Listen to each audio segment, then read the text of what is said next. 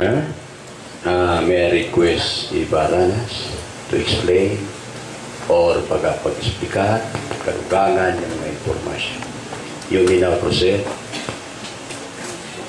Good morning, Honorable Chairman, Honorable Sangguniang Bayan members, Father July, Honorable Mayor, other employees of the local government. I am the Municipal Social Welfare and Development Officer. Pwede pag-comment both na lang kan Mr. Osinar and Mr. Rolando. I would like to start with Mr. Osinar because you made me remember last April. Nagkaano kita dito, nagkatapo. It was true nga I made, kumbaga, nag-high pitch ako because I'm just a normal person. Facebook, kasi parang it's your leisure time. Himpagsirahin tao through social media, particularly Facebook. Di kang pa itong Yolanda, hantay ko Yolanda nga times. Imo ako kakada Facebook nga, ito nga mga relief goods na akong ginkukuha, titinagok ka palay, damo, it nagsishare. To the extent nga ako nanak na anuhan na nga, mama, di naman kita kawatan.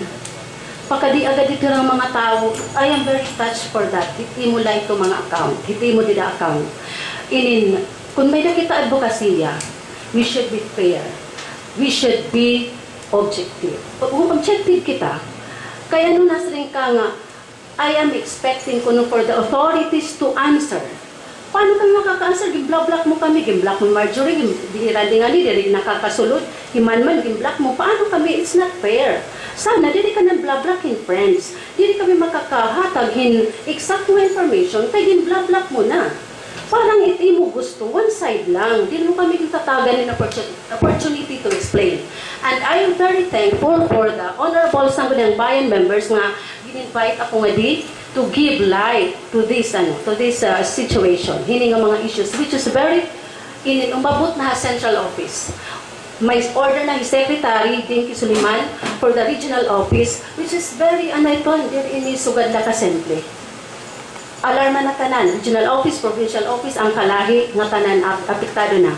I was called last night by the secretary of the regional director. Nag-ginaaruan na ng report, so kung ano mag-transpire ni dinhi gaano ko isasamit ito naman. Going back to my atong topic, nag-high pitch ako kay, grabe naman na niyo pagkaraot ha amon, ginbuburak-bis na daw ako, pag kinaw dito nga relief goods, ibutang nga dito yung kalukaringon ha akon, tao din ako, nasasaktan din ako. I am just doing my obligation, my responsibility as the Municipal Social Welfare and Development Officer. Wala akong pinipili. Kahit sino ang dumarating doon sa opisina namin, kung kanino ka man, I have no political eligibility. Kung yun ang inaano natin. You can ask people. Dili ako ito sugad. Nasasaktan gihapon ako. Ayaw pag ang leisure time, mag-spark kayo sa nga issue. Hinusang mag-ano ka din, magle-label ka. Tapos maaghat naman ito iba maaghat naman ito iba pag-comment, pag-share. Social media ito. Tapos din mo kami kitatagan ni chance to comment an among side kay gipapan-block mo na kami. Ako natutuyo imo to present to you our summary of assistances that we receive from the NGOs and from DSWD. Lahat yun accounted. I am ready for an audit. Dito may mga distribution sheets ito. Kumbaga, kumpleto kitong dokumento. Pero mag-ano ako, itong kunhinot authority nga mag-ano ako, dapat mag-audit. Ang akong i-present, kimbasa mo, bawaray, gin-ignore mo. Because I want you to present at akong summary of assistances para kaunta mag-limit-limit kan pag kinoment sa Facebook. That was still Yolanda times. Gimpasagan ko ito. Affected na nakanak psychologically, emotionally, kay diri kami magkawatan Judy, Mr. Sinar. Ginpadako kami ang mga kag-anak na diri pantiyuping tao, diri pangawat. Pag-serbisyo, paghatagin mo upay nga serbisyo. Kung naada ko yun nga akong posisyon, akong gitatrabaho, akong trabaho as expected ha akong akong posisyon. Waray ako ginsisino.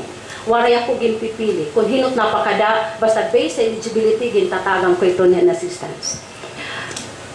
I was thinking, frustrated ka lang. hadto nga Yolanda Times. Because dito nag-istorya akon dito hiramampolin nga nagkadto ka to represent the local government unit.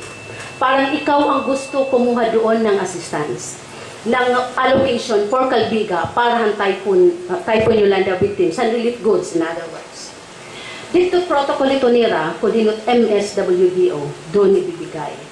So, ang inano ko, I just made my thinking, frustrated lang ina Judy, bisa niya advocating kung ano-ano dita. Because the regional office, nag-follow pa rin ang protocol. Kaya kita mag-ano dito, in what capacity nga mag-aaro ka dito relief goods? I am the Municipal Social Welfare Development Officer. I know my responsibility. Maano mo trabaho. So, amo ito nga nag-hype siya ko mo. Diri ako nga nag-iisog, ang akon lang nga basahon mo akong summary of assistances. Kay nakat dito klarado, pera na yatag haantol, pera na yatag habiri, pera na yatag kaamlungan, pera na yatag tanan nga barangays. Summary, in a glance, makakasabot ka, tikang kang kanayan source, tikang baha, UNICEF, tikang ba DSWD, kung advocate ka man, you should be objective enough. Yung pag-advocate kita, what is eksakto? Ano tama? Dili nga nag-ano kita, pero hindi, nag-caption ka mo. May nangyari caption. Imo yung account, Mr. Rosinar? Okay. Nasa rin nga yung caption. Ang sinasabing truck na naghakot daw ng itinapong bigas sa tapunan ng mga basura. So, kung hino manit makita ini, Mr. Rolando? Yes, ma'am. Mr. Rosinar? Nga bisan hino, masyasyak talaga mga alarma. Kaya mo niyugin present didi sa Facebook. And this is not true. Talagang definitely sinasabi ko dito sa Honorable Session Hall ng Sangguniang Bayan members, this is not true. Itong truckload na rice is intended for delivery to Barangay Hubasan. This is 150 sacks of rice intended for Hubasan and other nearby barangays. Itong mga bigas na to ay para sa Food for Work program ng DSWD. Ang Calbiga naka-access ng Food for Work. Ang ating total allocation is 6,270 sacks of rice and other canned goods. Nag-start kami mag-deliver doon sa mga barangay halls ng target barangays. Hindi pa nga tapos. Kumuha kami doon since July 8 until now, naging kukuha pa ito namon dito. So, bisan hinot makita, masyasyak ma-alarma. Dili ni dapat amon yung caption.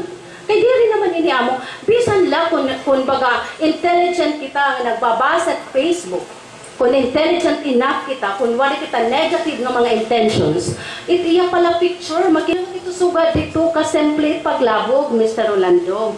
May dito proseso. Nandiri ko sugad dito kadamo.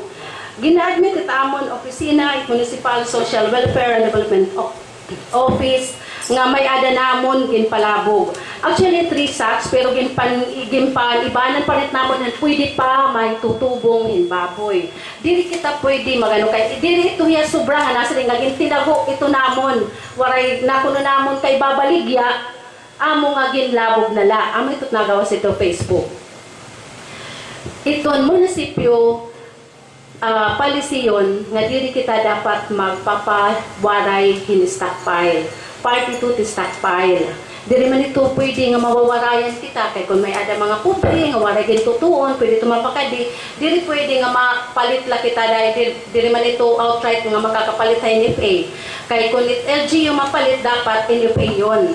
Dili ito nga aadi kay amo ito protocol, government to government. At ito nga tulog kasako, dili na talaga pwede makaon.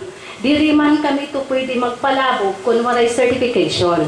And we have a certification from Dr. Habaygar nga ito not fit for human consumption. And could you allow me to read the certification, Honorable Chairman? Ibabasahon ko. You may now proceed. Okay. This is the certification.